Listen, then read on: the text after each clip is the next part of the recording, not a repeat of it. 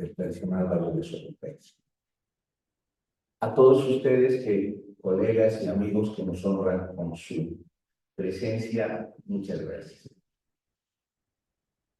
Hace unos 8 o 9 años, en el Colegio de Abogados se organizó un evento sobre la ley 48 en un acuerdo entre la UNSA y el Ministerio de Gobierno, cuando era ministro de Gobierno Carlos Romero, y me invitan a hablar sobre la ley 48. Yo les digo, estaba recién con poco tiempo de vida, les digo, hay muchas cosas con las que no estoy de acuerdo, entonces no voy a ir a afianzar la aplicación de esta norma.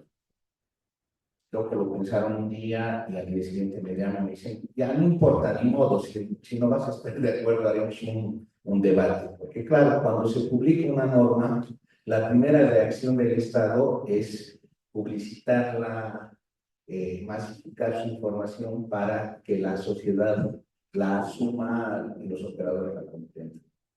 Y aquella vez ya visualizábamos algunos problemas que la práctica, la mala práctica, está generando. Y ya estamos a 11 años de vigencia de la ley 348 y obviamente ni los impulsores ni los activistas creo que están satisfechos con los propósitos que se tenían. Y el propósito es en el título de la norma: lucha contra la violencia en contra de las mujeres. Y normalmente las normas tienen esas buenas intenciones, pero yo creo que no está tanto el defecto de las críticas que se le depara a esta norma y su aplicación en la norma en sí, sino en las malas prácticas policiales, fiscales y judiciales. Porque al final estamos hablando de una ley de un rango jerárquico inferior a la Constitución y a los tratados y convenios internacionales protectivos de derechos humanos. Y si encontramos que alguna norma está dando lugar a una interpretación contra la garantía de presunción de inocencia, la respuesta está en la Constitución, en los pactos y tratados internacionales de aplicación preferente. Pero claro, hay disposiciones como aquellas que al introducir el evento nos decían el valor del testimonio de la víctima en materia de ley 348 es importante. Si los jueces tienen esa concepción, entonces podríamos decir con razón que en materia de valoración probatoria en el ámbito de la ley 348 hemos vuelto a la prueba casada, donde el juez ya está relevado de motivar sus sentencias, de explicar cómo ha interpretado la prueba, que le lleve a una convicción, y a la ley está diciendo, si la víctima dice, créale a la víctima y actúe en consecuencia. O sea, ya no necesita razonar, ya no necesita pensar, pero tampoco la norma está redactada en los términos de esa interpretación, que se da con mayor énfasis en materia de medidas cautelares, ¿no? El principal elemento para acreditar probabilidad de autoría, la declaración de la víctima. El informe del SLIM, que reproduce parte de la declaración de la víctima, pero revisaremos ese informe del SLIM de la audiencia de la mañana, de la audiencia de ayer y de la anterior semana, y es prácticamente un copy-paste que le han cambiado el nombre. A veces le han cambiado mal el nombre, a veces no han cambiado ni la edad, pero dice lo mismo: la víctima se siente afectada por la agresión sufrida por su expareja. Más su memorial, más su declaración ante el policía, riesgo o requisito material de probabilidad de autoría totalmente asentado, y ni aún traigamos a Jesucristo de testigo, ya no vamos a poder revertir esa acreditación. Claro, si interpretamos así tan ligeramente la recuperación del valor testimonial de la víctima, es muy probable que digamos, si la víctima dice la verdad y se indica a alguien y hay que creerle, se presume que es víctima real, auténtica, verdadera. También deberíamos presumir entonces que a quien estás indicando es autor. Y entonces sí tendríamos un problema serio con el debido proceso como garantía de destrucción del estado de inocencia y la misma presunción de inocencia. Hay críticas, es evidente, pero antes de llegar a ellas, iremos a algunos temas que sí eran necesarios y son necesarios, aunque no tal vez implementarlos a través de una norma especial, sino en una reforma al Código de Procedimiento Penal, las medidas de protección. Hasta antes de la Ley 348 eran normas, previsiones ajenas al sistema procesal penal nacional. Pero son útiles, son instrumentales. ¿A qué efecto? Evitar un riesgo mayor contra una posible víctima. Entonces, está bien, es un avance importante. Ahora hemos aprendido a marcar las diferencias entre lo que es una medida de protección y una medida cautelar.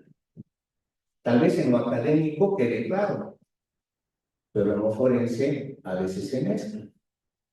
Ha incumplido la medida de protección, pido detención preventiva.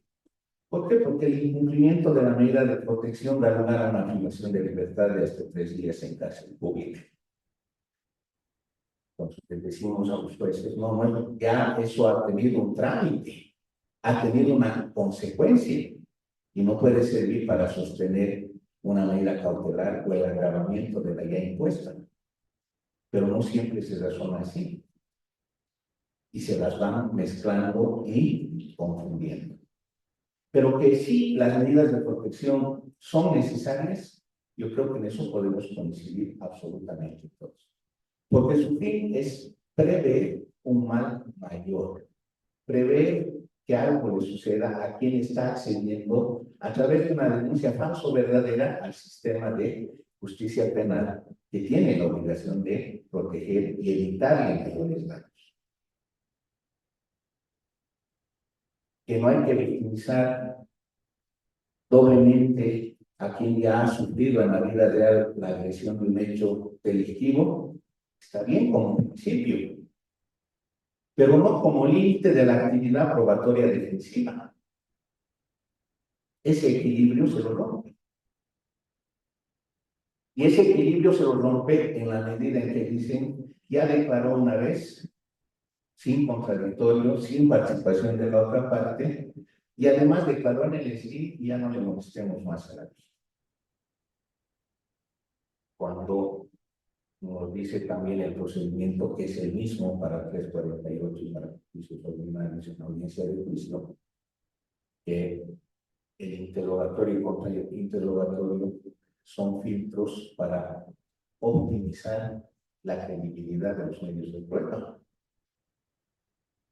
Entonces, de acuerdo en no revictimizar a la víctima, pero ese no revictimizar a la víctima no significa alejarnos de la posibilidad de encontrar la verdad histórica de los hechos.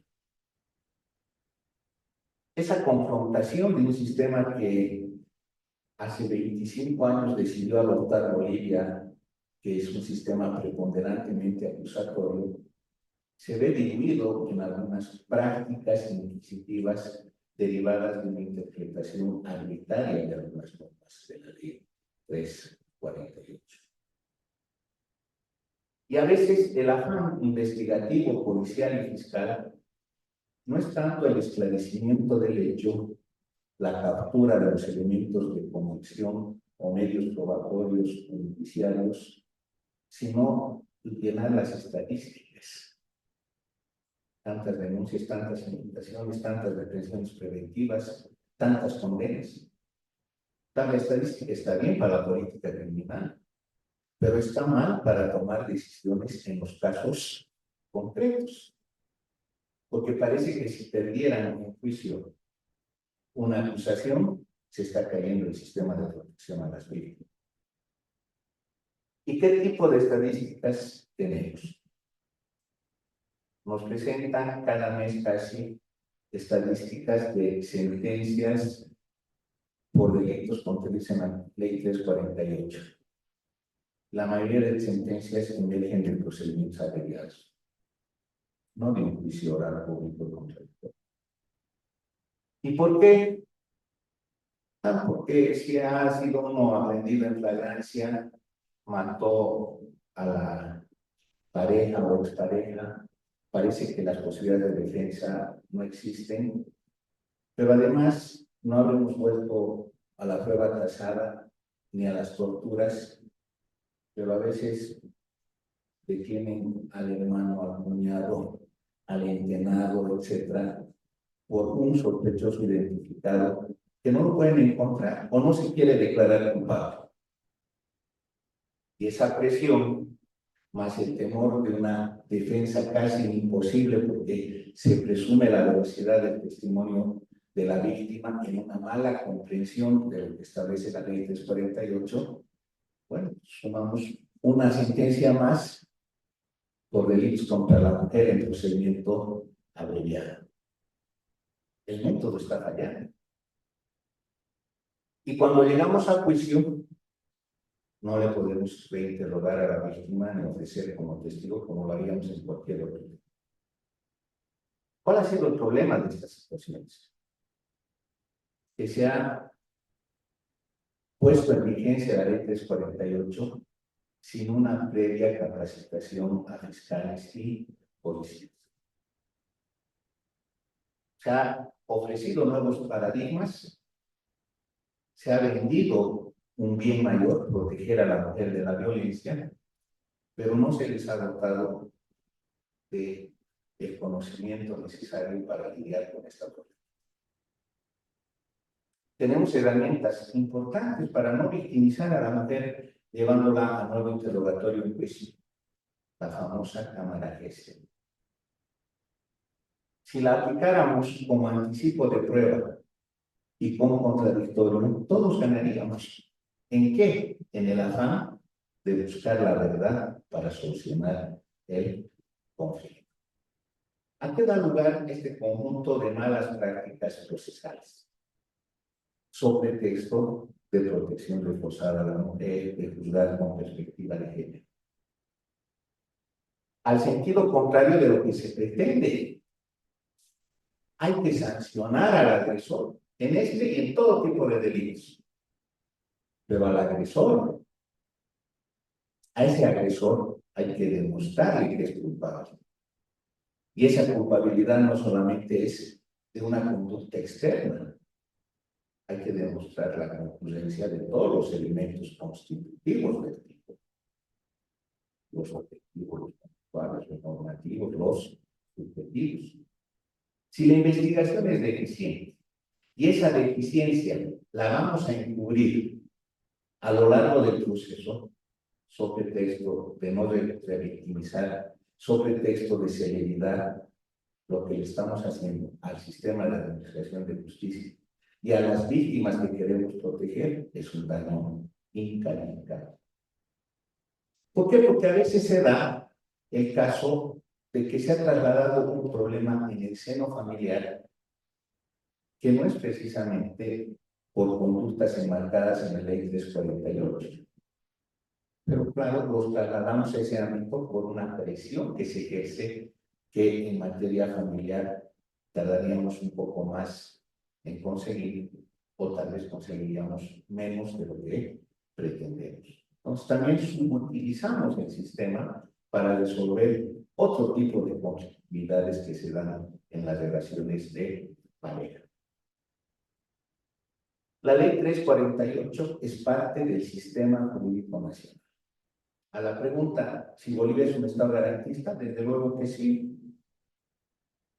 La Constitución establece derechos, progresividad de los derechos, aplicación inmediata de los derechos, debido proceso, presunción de inocencia, eleva a nivel de aplicación preferente los tratados y convenios internacionales sobre derechos humanos. Entonces recogemos todas las garantías, por ejemplo, del Pacto de San José de Costa Rica, especialmente el artículo 8, numerales 1 y 2. Entonces, ¿qué es lo que nos tiene desalentados, desanimados, pro 348 o anti 348? La mala aplicación de la norma.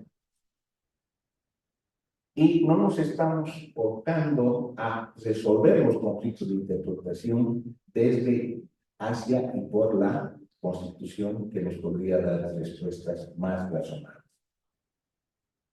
¿Dónde se ventila un conflicto de la ley 348? En un proceso penal. Un proceso penal que tiene 25 años de vigencia en Bolivia, que sustituye un proceso llamado mixto, pero que era básicamente de orden inquisitivo. ¿Por qué? Porque era el juez de instrucción que hacía de fiscal y de juzgador. El juez de instrucción decidía la acusación y el juez de plenario dictaba un auto de prosecución de juicio. El fiscal era un adorno formal de las audiencias. Muchas de las pruebas eran tasadas. Se podía excluir testigos por simple tacha, no por lo que sabían o no sabían del hecho, sino por su condición personal, por lo que eran. Pariente, amigo, enemigo de alguna de las partes. Bastaba eso para que no se le oiga. La víctima, en el mismo sistema, ni siquiera era testigo. La víctima era convocada a una declaración que se llamaba declaración instructiva jurada. ¿Y qué juraba? Que había denunciado o había querellado. Ese era su fin. No le indagaban absolutamente nada. El imputado podía declarar, pese a que la Constitución del 67 ya establecía condiciones de tratamiento al imputado y derecho a la defensa, declaraba ante el juez sin abogado. Y el juez de instrucción, sin necesidad de motivar, escuchaba esa declaración y decidía cárcel o libertad. Porque el catálogo de medidas cautelares era así.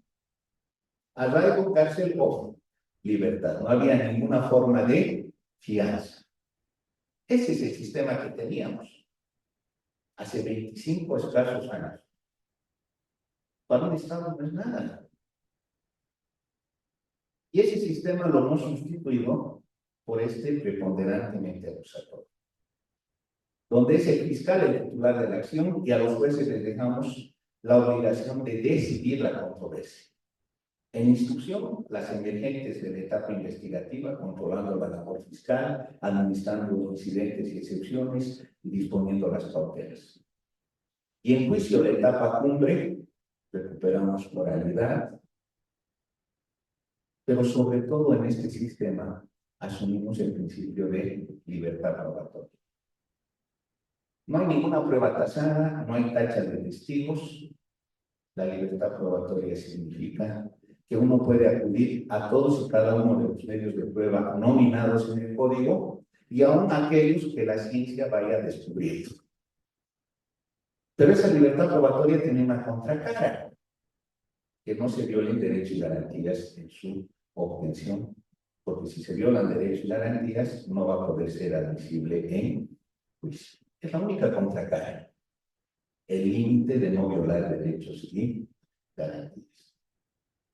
Y esa prueba practicada a lo largo del proceso en las diferentes etapas, desde la identificación, obtención, conservación, custodia, ofrecimiento, presentación, judicialización y valoración, impone algo que contradice aquella concepción de que en la ley 348 no se aplica la sana crítica.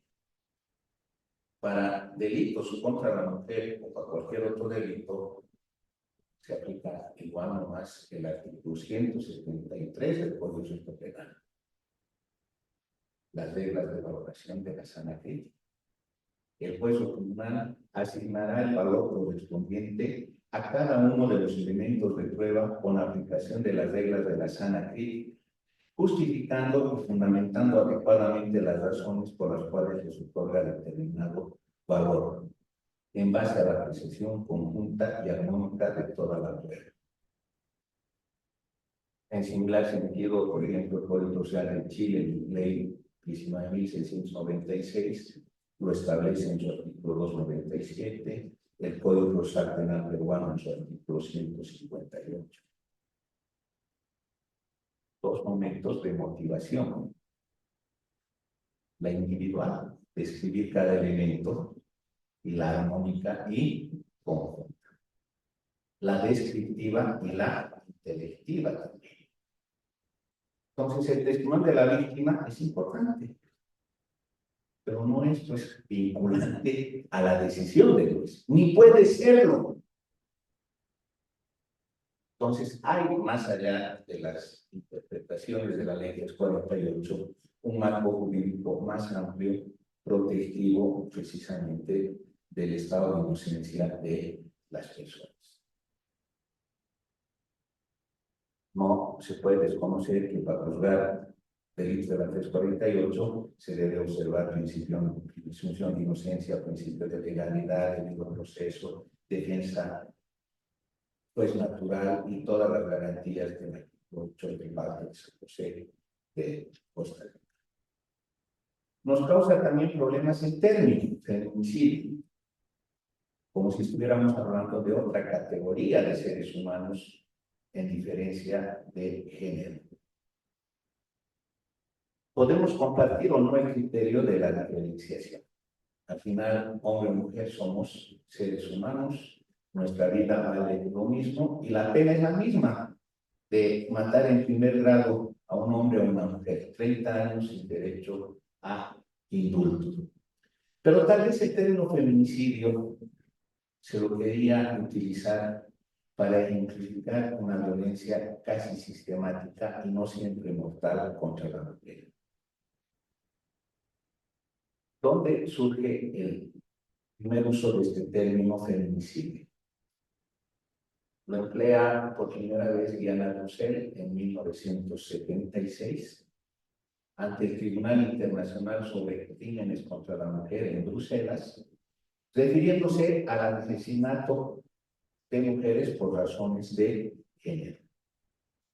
En aquel debate decían crímenes de odio contra la mujer por el hecho de ser mujer. ¿Quién es Diana Roussel? Es una sudafricana, nacida en 1938, destacada activista y escritora feminista, incansable luchadora contra la violencia hacia las mujeres, que ha fallecido el 28 de julio de 2020. Claro, ella no ha trabajado sola, entre otros trabajó con varios autores sobre el tema, entre ellos G. Radford, que definen el feminicidio, o sea, es la definición de los inventores del término, como el asesinato de mujeres cometido por hombres por el hecho de ser mujeres. Y nos dicen que el feminicidio es, en consecuencia, la manifestación más extrema del abuso y de la violencia de hombres hacia las mujeres. Tal vez simplemente o poderosamente lo que se quiere ejemplificar es esa relación de matar a una mujer por el hecho de ser mujer. Hermosamente diferentes, ¿cierto? Esas diferencias también son físicas. Estamos en ventaja los varones en la generalidad de los casos, física frente a las mujeres. En un contexto como el boliviano, en el que nos hacemos la burla del cholo y la válida, hay nomás una visión machista y patriarcal de las naciones de Bolivia. Más en nuestra generación previa, ¿no? Donde la mamá era ama de casa. Y cuando iba a declarar o a algún lado ocupación, no son nada más que ama de casa, ¿no? El Tribunal Constitucional ha tenido que decir, ama de casa es una actividad lícita, respetable, generosa, etc. Porque parecía que no era nada. Y ya vamos poniendo en sintonía de mirarnos nosotros. ¿Qué hace falta? Tal vez no con la dureza de la ley 348 y la voluntad de penalizar todo conflicto de la sociedad. Pero otro tema del feminicidio, desde que se ha comenzado a utilizar el término, es que se produce como consecuencia de cualquier tipo de violencia. Violencia sexual, violencia económica, violencia laboral, violencia contra mujeres inmigrantes que están en una situación de inferioridad. Es decir, lo que denota es el desequilibrio entre el agresor y su víctima. Entonces, tal vez hace 9 años satanizaba mucho el término feminicidio, pero hoy lo justifico. ¿Por qué? Porque es una realidad. Yo creo que es un compromiso de todos luchar contra la violencia entre los seres humanos y más aún contra la violencia contra las mujeres. Porque somos hijos, somos hermanos, somos padres de mujeres. Entonces, destaca esa inequidad entre agresor y víctima. Pero eso no basta para que se reconozcan otros derechos y garantías que están en el proceso. ¿Qué nos dice el tipo penal del feminicidio en Bolivia? Y acá quiero hacer una acotación un poco histórica, porque cuando tocamos por primera vez estos temas, decía con énfasis rabioso y vehemente que el maestro italiano Luigi Ferrajoli, al escribir el inflacionismo penal y sus negativas consecuencias, encontraría en esta norma un importante ejemplo. ¿Qué nos dice Luigi Ferrajoli? Cuando uno estaba generando normas penales materiales, procesales o de ejecución penal, con mucha frecuencia van modificando y remodificando sus normas penales, genera un abultado catálogo de normas. A eso se llama inflacionismo. Y al haber una labor legislativa tan rápida y ágil, a veces no hay la necesaria concordancia, congruencia, etc. O a veces se responde a expectativas sociales con normas penales cuando no son la mejor solución. Que es el resultado, mayores niveles de inseguridad jurídica por falta de predictibilidad de la aplicación razonable de las normas. ¿Y qué ha ocurrido con la ley 348? La asociamos en nuestra memoria al asesinato de la periodista Anali Guaycho por su expareja, que era un teniente de policía del grupo Acutar, que fue parte de el asalto al Hotel Las Américas. Y dicen, claro, ocurrió ese hecho, pues, el problema mediático, y apareció como por arte de magia la norma. No es tan así. Las activistas y los activistas de esta norma estaban como 4 o 5 años peleando porque se discute en la Comisión de Constitución la norma y pasaban a legislaturas y no pasaba de la primera etapa. Pero pasa el asesinato de Anali Guaycho, la buscan de donde estaba, la desempolvan, no la debaten prácticamente nada y la sancionan con un montón de problemas y defectos. Entre ellos, uno de los más graves, un tipo muy abierto del delito de feminicidio. Nos da 9 circunstancias de delito de feminicidio, se aleja de su origen y nos dice, se sancionará el 252 bis del Código Penal, se sancionará con la pena de presidio de 30 años sin derecho a indulto quien mate a una mujer en cualquiera de las siguientes circunstancias. El autor sea o haya sido cónyuge o conviviente de la víctima, esté o haya estado ligado a esta por análoga relación de afectividad o intimidad, aún sin convivencia. 1. 2. por haberse negado a la víctima a establecer con el autor una relación de pareja, enamoramiento, afectividad o intimidad. 3, por estar la víctima en situación de embarazo. 4, la víctima que se encuentra en una situación o relación de subordinación o dependencia respecto del autor, o tenga con este una relación de amistad laboral o de compañerismo. 5, la víctima se encuentra en una situación de vulnerabilidad. 6, cuando con anterioridad al hecho de muerte, la mujer haya sido víctima de violencia física, psicológica, sexual o económica, cometida por el mismo autor. 7, cuando el hecho haya sido precedido de un delito contra la libertad individual o la libertad sexual. Cuando la muerte sea conexa al delito de trata o tráfico de personas. Y 9, cuando la muerte sea resultado de ritos, desafíos grupales o prácticas culturales. Si vemos con lupa esta definición del tipo de feminicidio, vamos a encontrar no más que hay un quebrantamiento del principio de legalidad penal en el elemento taxatividad, porque es un tipo demasiado abierto. Ese tema lo resuelve el juez ordinario o lo resuelve el Tribunal Constitucional. Y a veces no acudimos. ¿A quién debemos acudir para clarificar las normas? ¿Cuál es el afán? Nos dicen la igualdad en el sentido de la materialidad del derecho a la igualdad para superar barreras históricas de un trato desigual. Y en ese argumento, por ejemplo, no puede alegarse homicidio por emoción violenta en materia de ley 348. Como si los mecanismos psicológicos de las reacciones fueran diferentes simplemente en razón de género. Estos desvaríos, o no había homicidio por emoción violenta en el Código Penal, ni para hombre ni para mujer, o había para los dos. Juzgamiento con perspectiva de género. ¿Qué debería significar?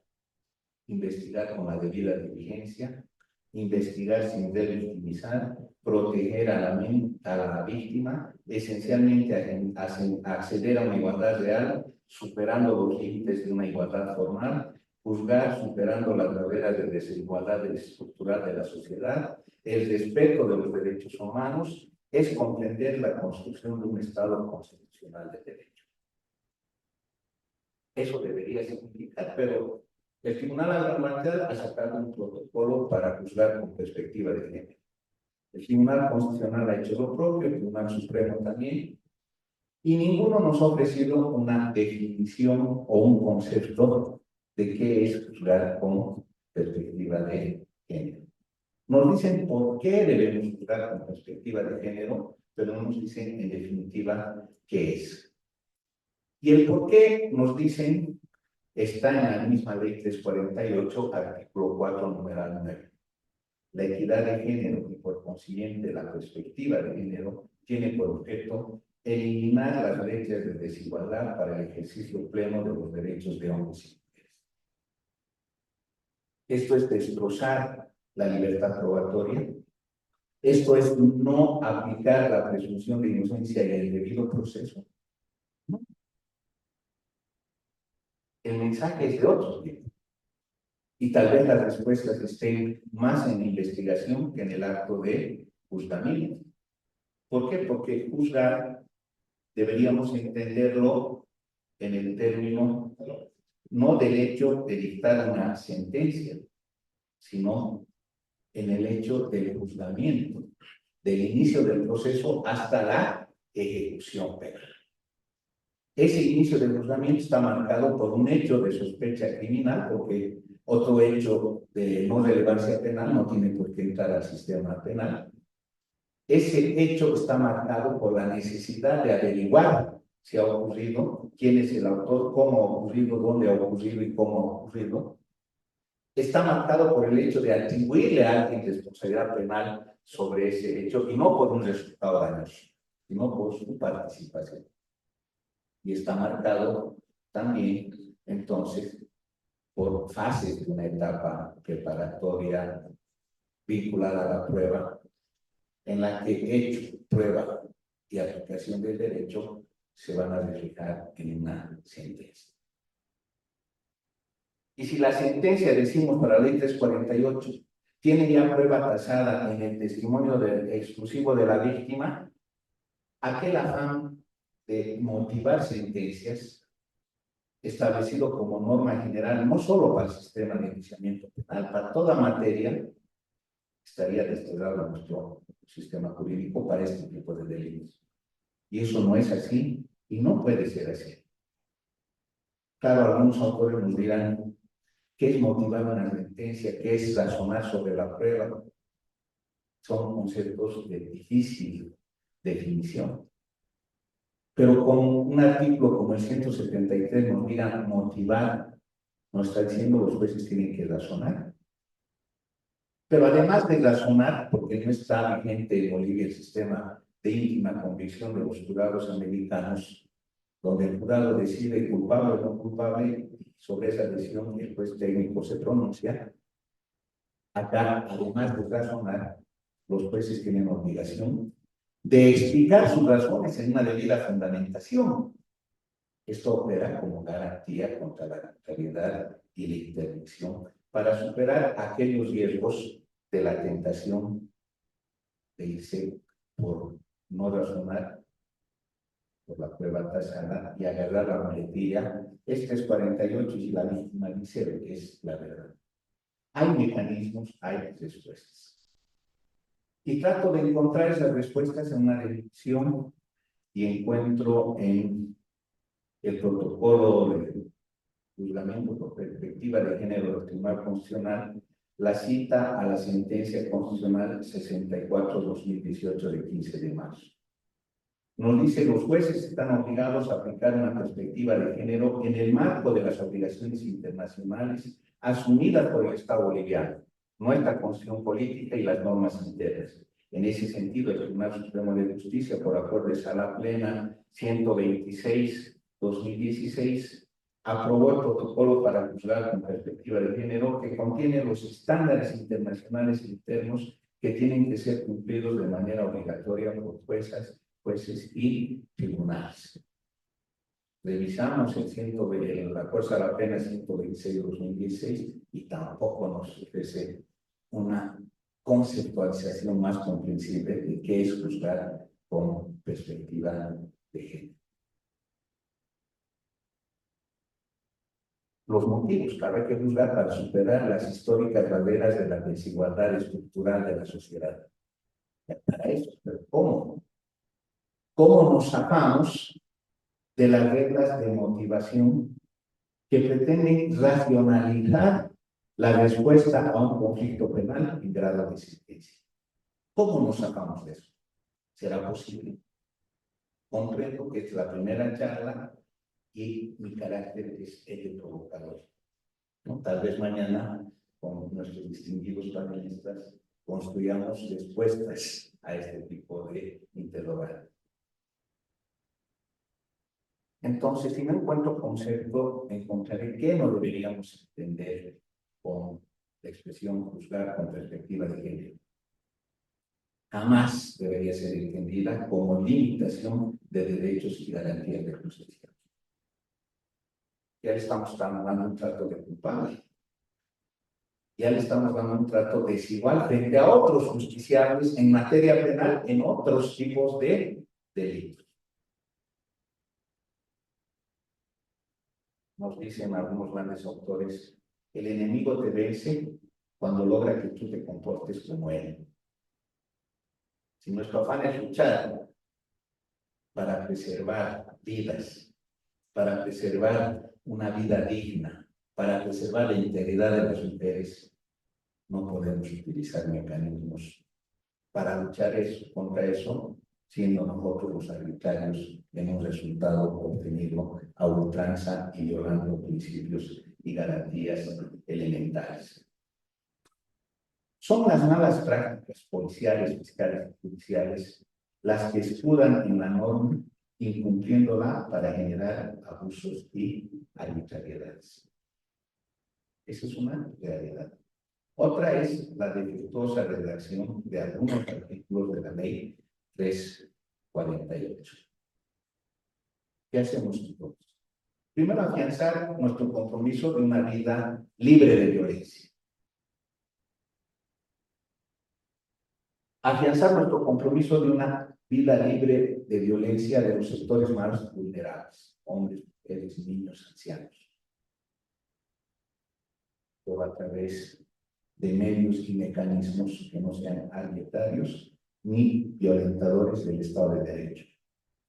Hoy en el neoconstitucionalismo nos dirán del Estado constitucional de derecho, que trata de sacar del centro a la ley como fuente de aplicación en la resolución de los conflictos. Estado de derecho o Estado constitucional de derecho no importa tanto sino el hacer justicia, el sancionar al culpable a través de un debido proceso, pero también absolver al inocente a través de los mecanismos de ese debido proceso. Y ese es nuestro desafío en esta y en todas las materias. Muchas gracias por su.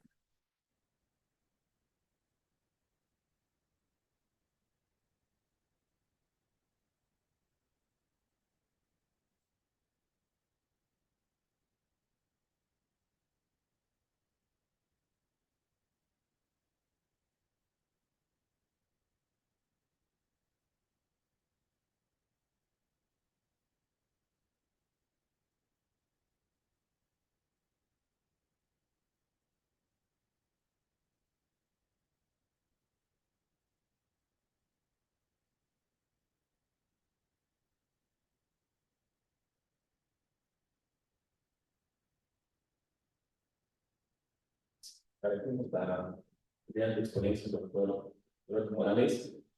Vamos a continuar, por favor, con el break, unos minutitos y la ronda de preguntas a finalizar la exposición de nuestros panelistas. Así que, por favor, los invito a todos a compartir el break. Va a ser unos 15 minutitos, por favor.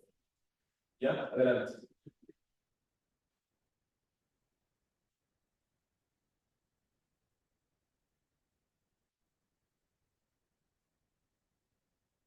Que nuestro objetivo es averiguar cuál ha sido la verdad, cuál ha sido la verdad de los hechos. Entonces, mientras más rico sea nuestro acervo probatorio, mientras más fiable sea nuestra prueba, mientras más podamos corroborarla, nosotros vamos a emitir un mejor fallo. Si soy fiscal, voy a llegar a una mejor acusación, a un mejor resultado, a lograr esa pena que yo estoy buscando. Si soy defensor, voy a lograr probar que es inocente mi cliente. Entonces, en casos de evidencia deberíamos exigir a nuestras autoridades, a los fiscales, a los policías, al mismo juez, que este acervo sea rico, lejos de lo que está pasando ahora. Pero, si se dan cuenta, esto no es solamente en casos de evidencia. ¿Acaso no debemos exigir lo mismo en un caso de estafa, en un caso de asesinato, en un caso de robo? Es la misma exigencia en esta parte investigativa, es cuando más tenemos que exigir que se enriquezca el acervo probatorio. Entonces, parecería que tampoco en el primer momento de la valoración de la prueba, la perspectiva de género nos estaría dando algún parámetro diferente o nos estaría diciendo que actuemos diferente. Entonces, vámonos a un segundo momento. Valoremos la prueba misma. Y claro, la valoración de la prueba misma lo que supone es la valoración individual y la valoración en conjunto. La individual para revisar qué grado de fiabilidad tiene cada prueba aportada y la en conjunto para revisar qué grado de corroboración hemos tenido respecto a las diferentes hipótesis que hemos manejado a lo largo del proceso. Entonces, aquí juega todo esto para vencer la presunción de inocencia. Entonces, si nosotros estamos hablando de que nuestro propósito en el juicio, en el proceso, es encontrar la verdad, y nosotros vamos a valorar la prueba a partir de esta fiabilidad y a partir de esta corroboración que se hará, pues nuevamente, ¿esto acaso no pasa en todos los casos? ¿O solamente en el homicidio? O sea, nosotros tendríamos que hacer esta actividad en todos los casos para no mandar a la cárcel a alguien que no ha cometido el delito, para revisar que el supuesto práctico encaje en el supuesto normativo y para aplicar la consecuencia jurídica. Entonces, bueno, nuevamente parece que aquí no tenemos ninguna diferencia entre lo que es usual con perspectiva de género como la aplicamos. Al final de cuentas, la prueba demuestra lo que demuestra.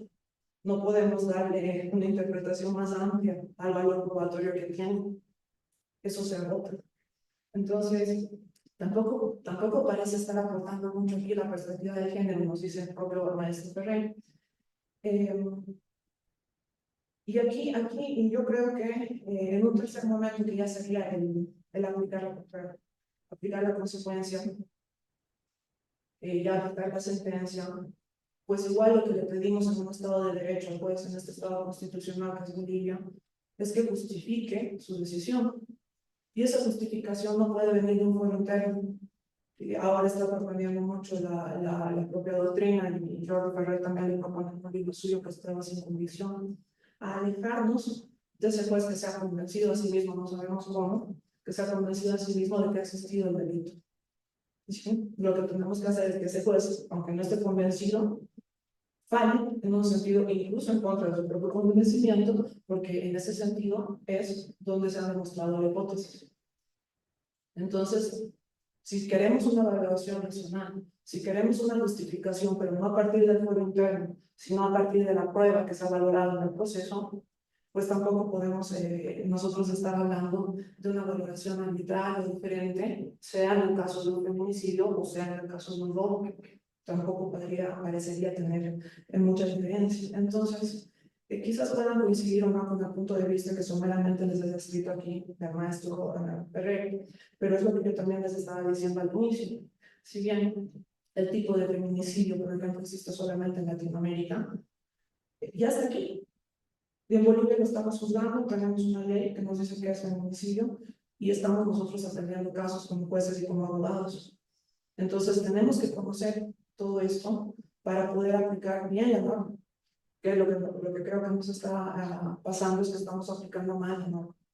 Entonces, lo que dice John Ferrer también, para cerrar un poquito eso, es que el valor de la perspectiva de género parecería que está más bien en la etapa investigativa, en la etapa investigativa para de alguna forma evitar que estos sesgos o estos estereotipos interfieran con la actividad de recopilar el mayor acervo probatorio posible. Entonces, en el juicio, lo que tendremos que hacer es exigirles a los fiscales, capacitar a nuestros fiscales en este tipo de temas, capacitar a nuestros policías en este tipo de temas, para que produzcan un acervo probatorio abundante.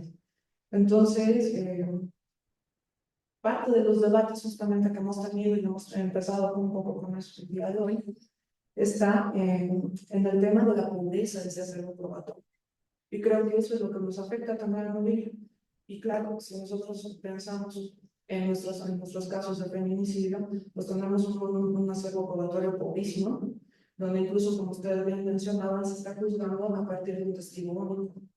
Entonces, hay un autor que es muy interesante que se llama José Luis Ramírez, que ha desarrollado, ha estado estudiando mucho sobre este tema del testigo único. Y claro, como bien les decía, creo que también es importante aquí diferenciar los momentos probatorios. Si estamos en un inicio y estamos solicitando o estamos presentando prueba para aplicar una medida cautelar, esta prueba ciertamente no es y debería ser la misma que la que vamos a utilizar para condenar a alguien. Entonces creo que inicialmente tenemos una deficiencia y esta deficiencia de alguna forma ya la ha revisado el Tribunal Constitucional Plurinacional, nuestro tribunal, en una acción de libertad. En una acción de libertad donde un imputado estaba refiriéndose a que lo habían arrestado solamente con prueba indiciaria.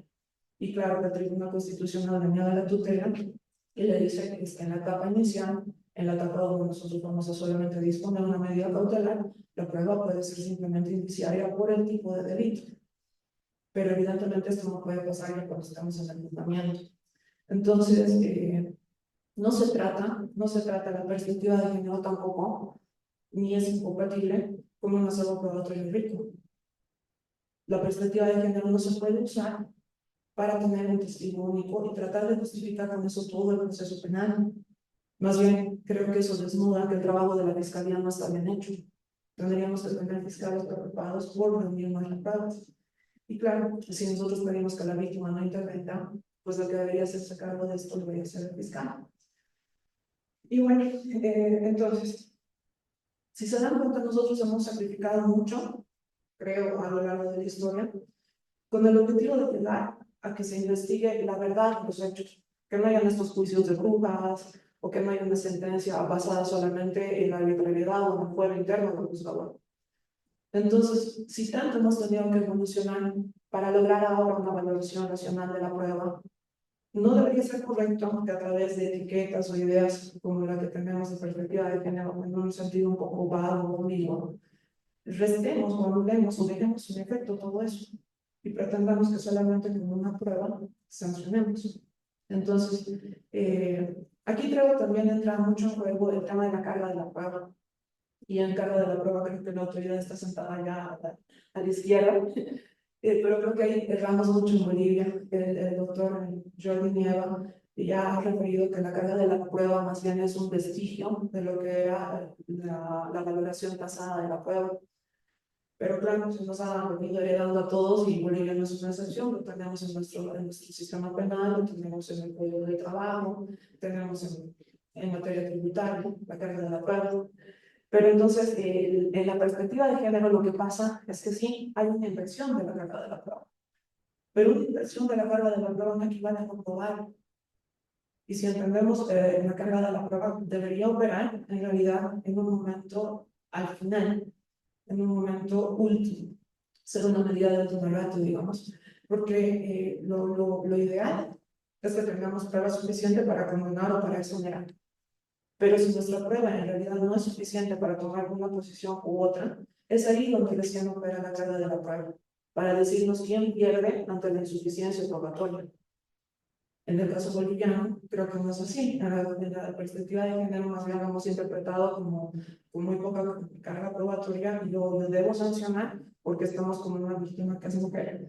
Pero si ustedes revisan todos los instrumentos nacionales, ustedes se van a dar cuenta que todo esto de la perspectiva de la mujer, si bien protege a este sector vulnerable, tampoco le hace desmedro de los derechos del acusado. No hay norma alguna que diga que no puede producir prueba en su defensa. Entonces, creo que en esto nos estamos equivocando o estamos creando algún tipo de mito. Entonces, es evidente que en la práctica, especialmente en Latinoamérica, existen sesgos.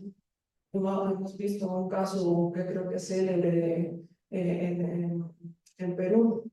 En Perú era con este señor Espinosa. El señor Espinosa había sido acusado de violación y el tribunal conformado por 2 jueces y una jueza lo exoneró.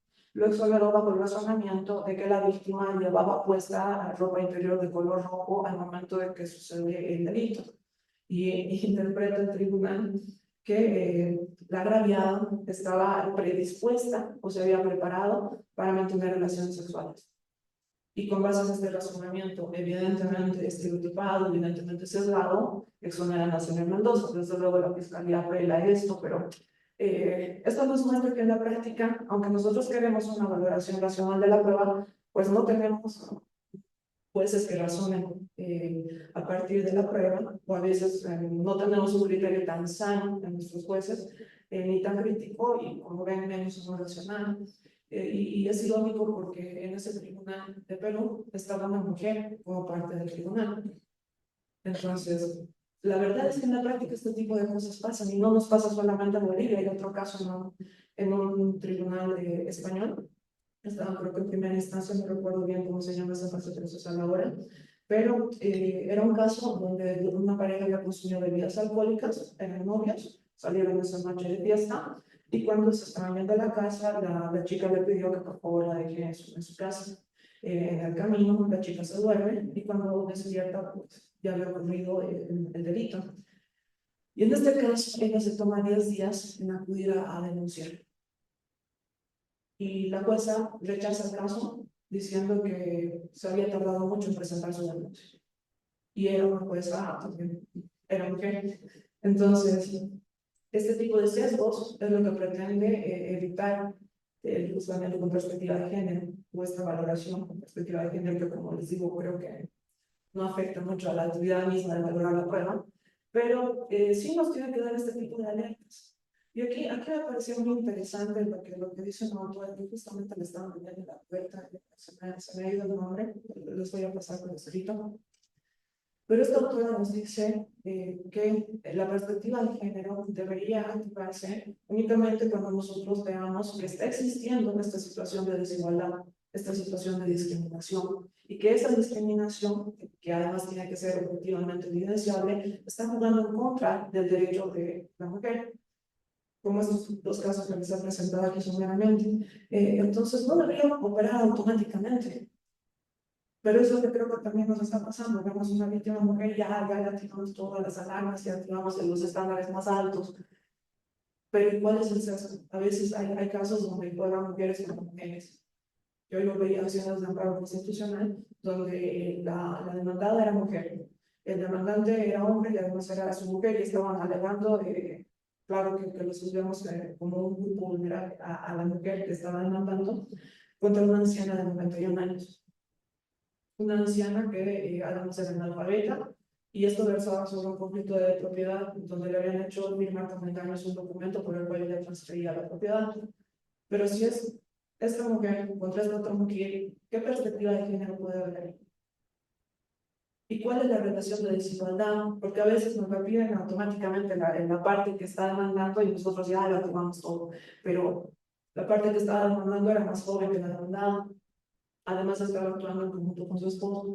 Los dos alegaban que eran mayores de edad. La señora no sé, ni siquiera se defendió. Entonces, no siempre cuando nos alegan que hay una situación de discriminación o desigualdad, la hay. Tenemos que evidenciarlo objetivamente antes de. Y claro, creo que esto también parte del problema de nosotros mismos como abogados. A veces pensamos que la ley lo va a solucionar todo, pero hay problemas que se tienen que solucionar capacitando a nuestros investigadores, a nuestros policías, capacitándonos nosotros mismos para entender qué es esto de juzgar con perspectiva de género, cuál es su alcance, cuáles son sus límites. ¿Implicará esto acaso tener un acervo probatorio pobre y fallar con base en eso? Entonces, ¿cuál es nuestra forma de conseguir el proceso? Por eso necesitamos también como abogados estar en constante formación, invertir tiempo, invertir quizás dinero como ustedes lo están haciendo ahora. ¿Para qué? Para mejorar nuestra actividad. Pero eso también nos falta. A veces solamente tomamos los conceptos tan genéricamente y los aplicamos muy descuidadamente. Y eso es lo que viene generando este tipo de consecuencias que estaban diciéndonos al iniciar esta charla. Entonces, no es todo tan bajo. Igual hay algún camino que se puede seguir. Existen reglas de procedimiento y de prueba que son un instrumento que viene también para la aplicación del Estatuto de Roma. Y la regla 70 de estas reglas nos habla mucho de lo que tenemos que tomar en cuenta cuando estamos juzgando un delito de violencia contra la mujer. Entonces, aquí, por ejemplo, nos dice que no podemos impedir el consentimiento de ninguna forma, no porque lleve una prenda interior de color rojo, ni podemos pensar tampoco en dejar de investigar por la calidad de mujer que estamos investigando. Y eso también es otro caso tristemente célebre que en Bolivia salió hace más o menos un año, si no recuerdo mal, en una noticia, donde mostraban a una trabajadora sexual. La trabajadora sexual contaba cómo no le habían recibido la denuncia en la policía. Ella había sido violada y no le recibieron la denuncia por su oficio.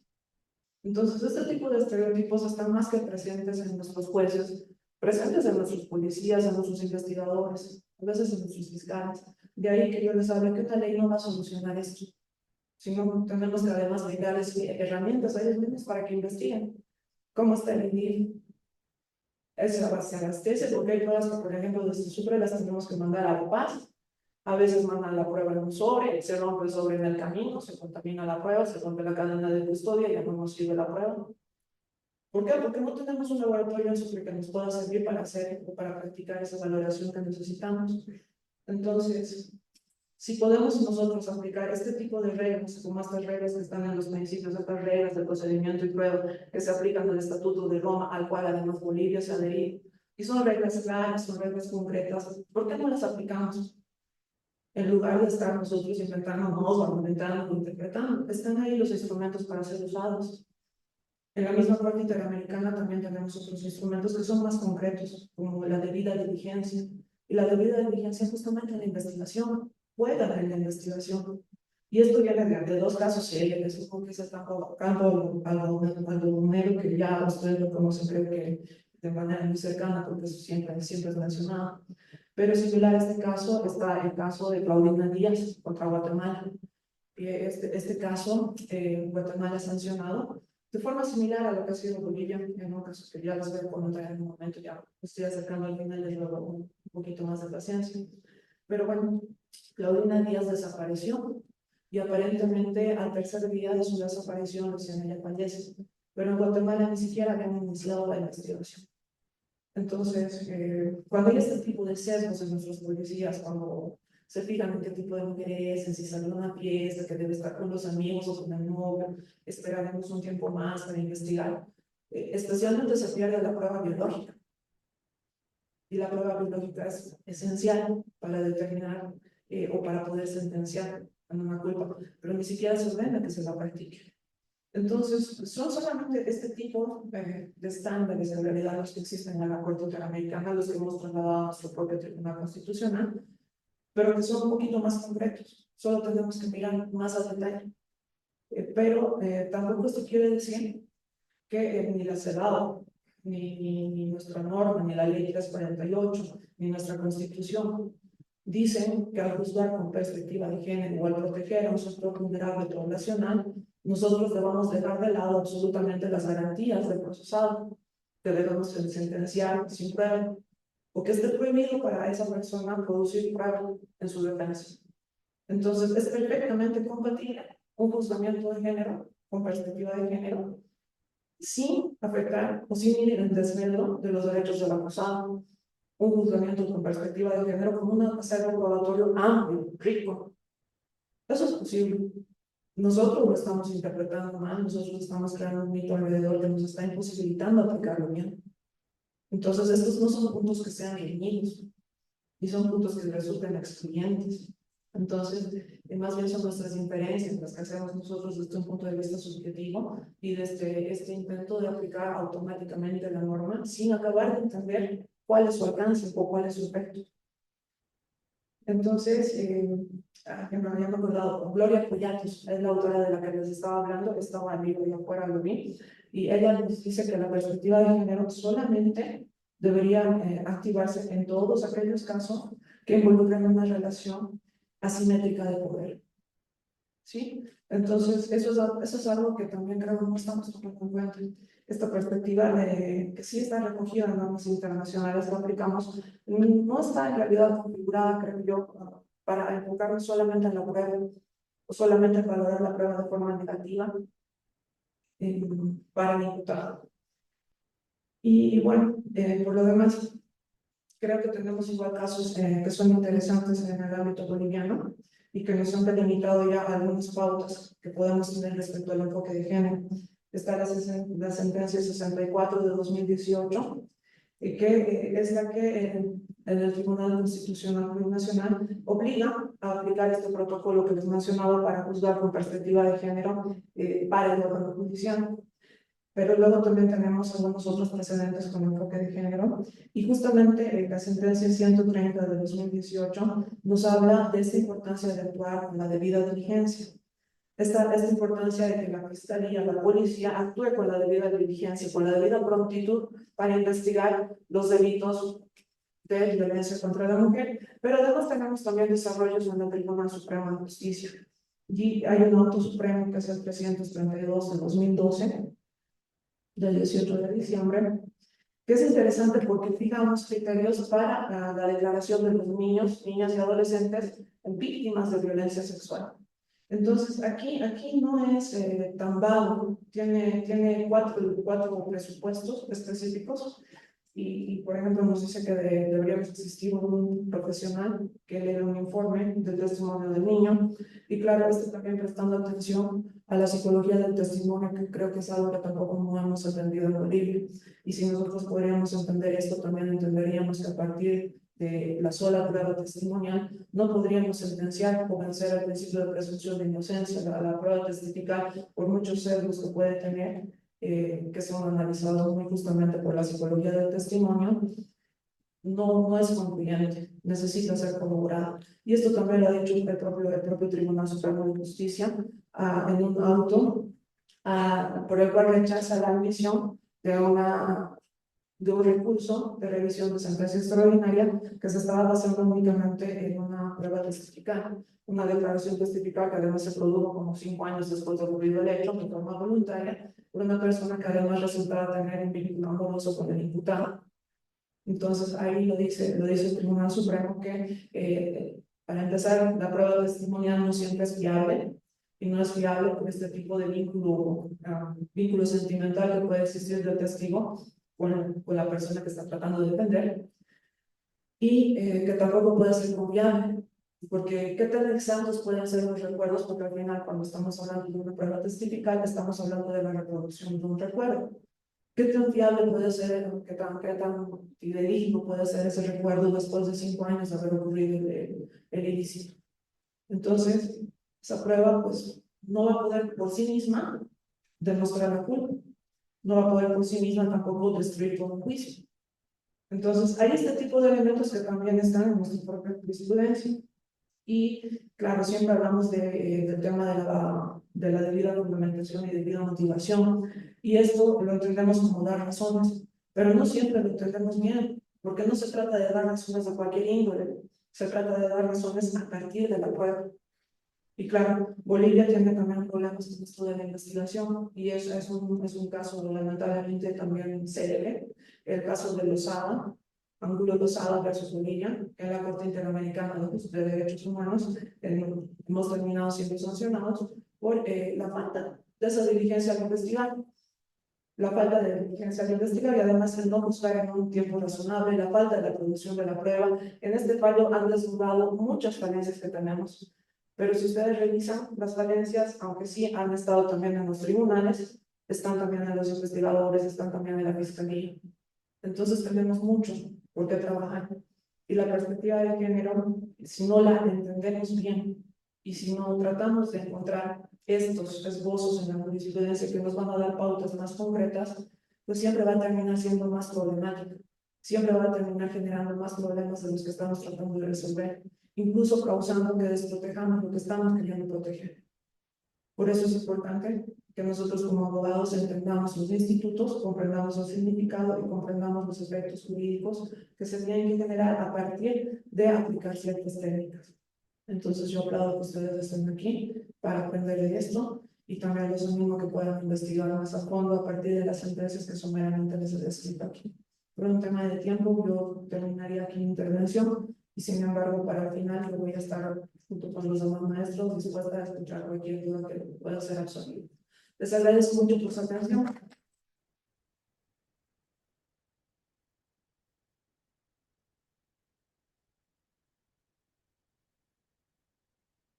Le agradecemos a la doctora Lorena Caballero por haber dado su magistral disertación en relación a los estándares constitucionales de funcionamiento con perspectiva de género. Hemos llegado a la conclusión del primer día del seminario internacional, a lo que vamos a proceder con la ronda de preguntas vinculadas, por supuesto, a los expositores que hemos tenido en esta oportunidad. Vamos a iniciar con las preguntas de los participantes virtuales.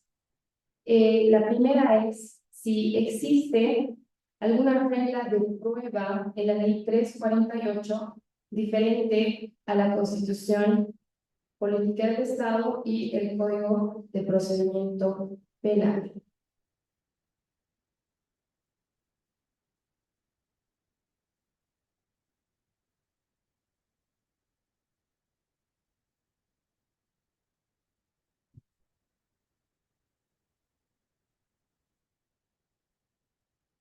Solamente yo ya lo había anticipado un poco. En realidad, sobre la prueba, el Código Penal no nos dice mucho, tampoco la ley 348. De hecho, algo que se critica constantemente y que la teoría de juzgar a partir de la racionalidad y evaluar la prueba de forma racional viene propugnando, y el mismo maestro Giorgio Ferrer lo hace, es crear estándares probatorios. Estándares probatorios que de alguna forma nos puedan decir cuándo es suficiente la prueba para aplicar una consecuencia jurídica. Ahora, lo que sí es muy difícil, el estándar probatorio que nosotros tenemos en el Código Penal, y es que nosotros solamente podemos condenar cuando no hay ninguna duda. Entonces, vencer este tipo de estándares realmente ha sido uno de los motivos para que empecemos con el tema del juzgar con perspectiva de género. Pero esto es algo que está todavía siendo muy debatido en la doctrina, porque realmente hay delitos que sí son muy difíciles de probar.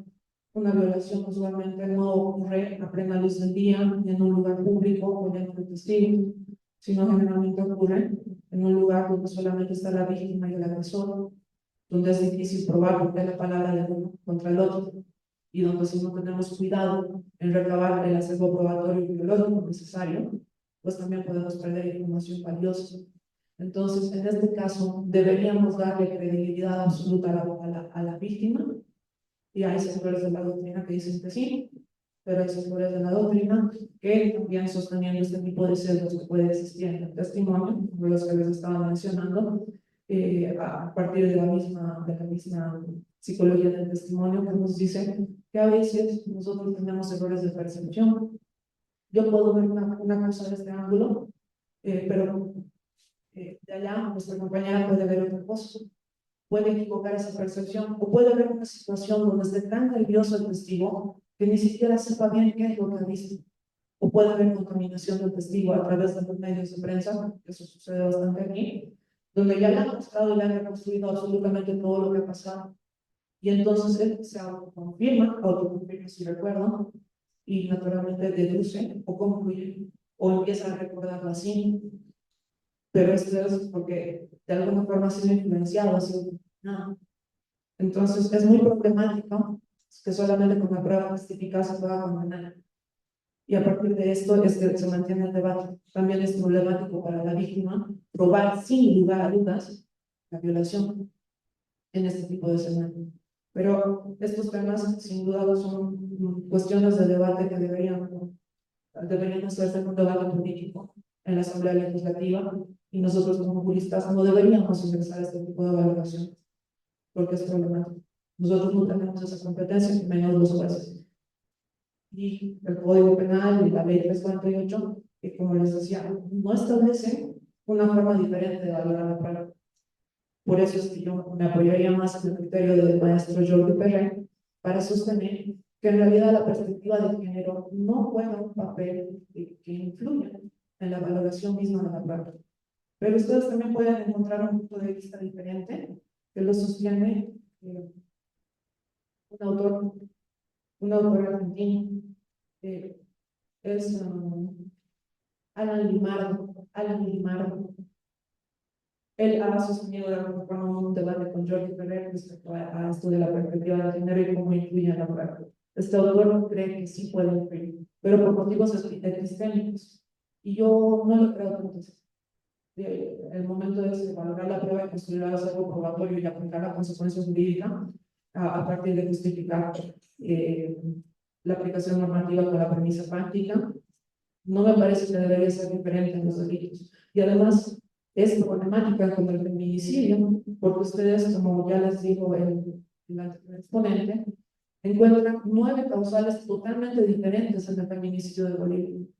En cada una de esas causales deberíamos nosotros probar diferentes cosas.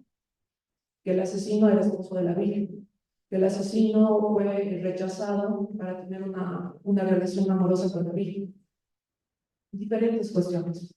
Entonces, estas diferentes cuestiones que deberíamos nosotros probar para el delito de feminicidio, por darles un ejemplo, deberían estar entonces sujetas a un mismo estándar probatorio.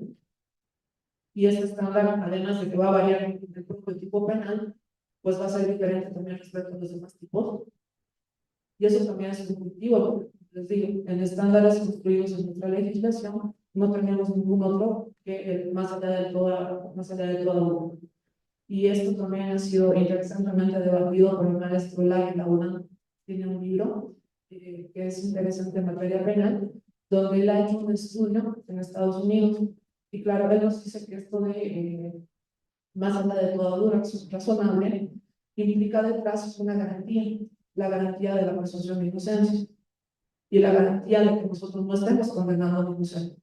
Pero este estándar surge en tiempos muy antiguos en Estados Unidos para aplicar la pena de muerte. Entonces, evidentemente, aplicar la pena de muerte por error debería estar más allá de toda duda. En tiempos actuales, con distintos delitos, con penas menores, ¿debería seguir siendo este mismo estándar? Esa es una cuestión que también tendríamos que pensar. Muchas gracias. Vamos a proceder con las preguntas de los participantes que se encuentran de manera presencial. El que gusta puede levantar la mano y le vamos a sacar el micrófono. Tenemos una pregunta al fondo. Luego vamos a concluir con la segunda pregunta.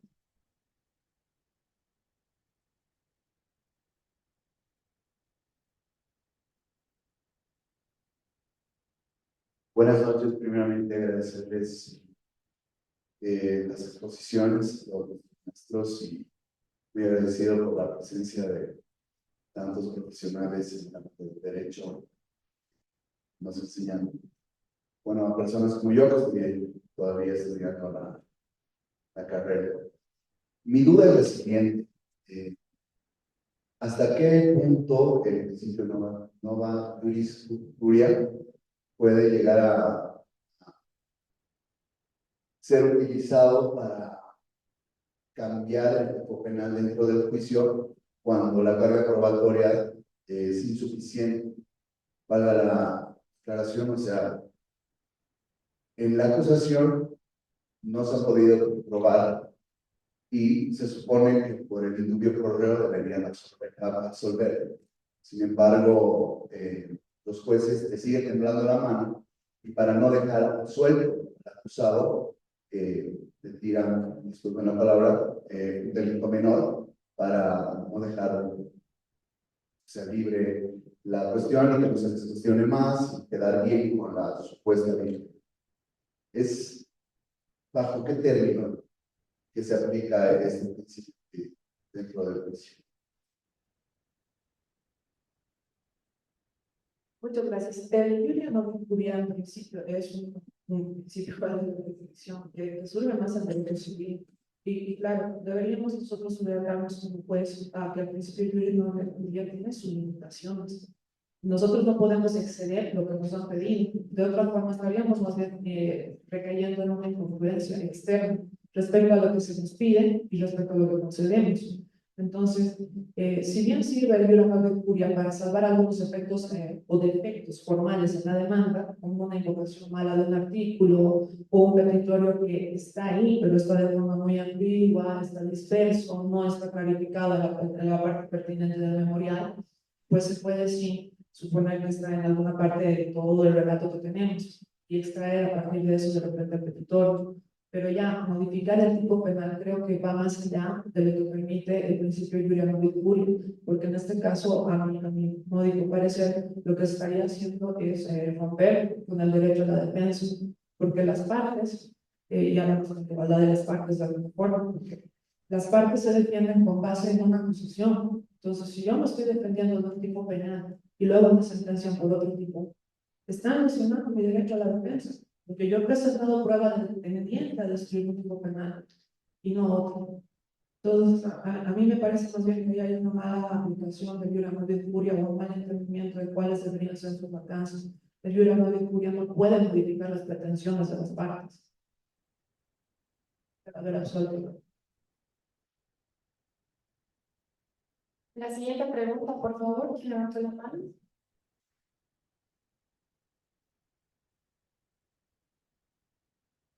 Buenas noches, participantes, a los profesores, a los maestros. Gracias por su exposición, doctora. Se ha gustado bastante. Mi consulta va sobre lo siguiente, sobre lo que ya usted un poco mencionaba. Es una pregunta de opinión en realidad. En nuestra cultura jurídica solemos manejar que el estándar, el umbral de suficiencia probatoria llega a ser más allá de toda duda razonable. Si no estoy mal, tiene origen anglosajón y que no se entiende al final qué es, porque hasta el día de hoy se le sigue preguntando a los jurados que más o menos es de distinta forma. Pero bueno, nos han enseñado siempre acá en las facultades de Derecho. Yo creo y percibo que la perspectiva de género viene a derrotar a ese umbral de suficiencia probatoria. Lo digo como percepción. No sé si el resto compartirá aquello, pero he confirmado más o menos esta visión con el auto supremo 179 de 2020. ¿Qué nos dice este auto supremo? Nos dice que el estándar de certeza de más allá de toda duda razonable no es exigible en asuntos de violencia sexual. Y es justamente por lo que usted ha dicho, ¿no? Por la dificultad inherente probatoria a este tipo de delitos. Pero no nos dice cuál sería el estándar. Y si no nos dice cuál es el estándar, pero nos dice el que usualmente utilizamos, no existe un estándar. Y si no existe un estándar, tenemos la puerta abierta para que el juzgador ejerza discrecionalidad, y diría yo, más allá de discrecionalidad, la puerta abierta a la arbitrariedad. Mi pregunta es, la hago, ¿cuál es su opinión sobre esto? Porque usted está ejerciendo, no sé si esto se ha debatido entre los magistrados, opinión suya, la del foro en el que usted trabaja. Gracias. Muchas gracias. Bueno, es un problema que creo que es recurrente a veces nosotros, por descuido, dejamos de aplicar una norma, pero luego no decimos qué es lo que tenemos que aplicar. Y este tipo de cuestiones ha pasado también en el Tribunal Constitucional, porque hemos, por ejemplo, visto que se flexibiliza el plazo de presentación del amparo atendiendo a vulnerabilidades de los sectores poblacionales, pero no se dice en cuánto tiempo, un día, 2 días, 3 días, en qué caso. Tengo que probar de alguna forma que yo tenía realmente un impedimento o no. Entonces, bueno, finalmente dejamos cabos que están sueltos. Y en el caso de, más allá de toda duda, como yo venía diciendo, este es un debate que todavía está vigente ahora a partir del tema de los delitos de violencia contra la mujer, pero hasta donde yo tengo conocimiento todavía no se ha resuelto a nivel del tribunal. Creo que en el Tribunal Supremo de alguna forma ya lo hemos absuelto, porque esto constituye jurisprudencia que de alguna forma vincula a todos los jueces en un sentido horizontal hacia abajo del Tribunal Supremo y vincula en un sentido horizontal a todas las salas del propio Tribunal Supremo. Entonces el entendimiento debería aplicarse. Pero más allá de estos estándares que pueden ser una forma de determinar cómo debe terminar una causa, cómo debemos fallar, existen otros métodos. Entonces, por ejemplo, Daniel González Bayer discrepa con Jordi Ferrer respecto a los estándares probatorios. También un poquito creo que lo hace el maestro Diego de Becky, razonando que estos estándares igualmente, al igual que una norma que podamos tener en el código, siguen siendo sujetos a la interpretación de los jueces. Y los jueces, justamente cuando están valorando la prueba, tienen el espacio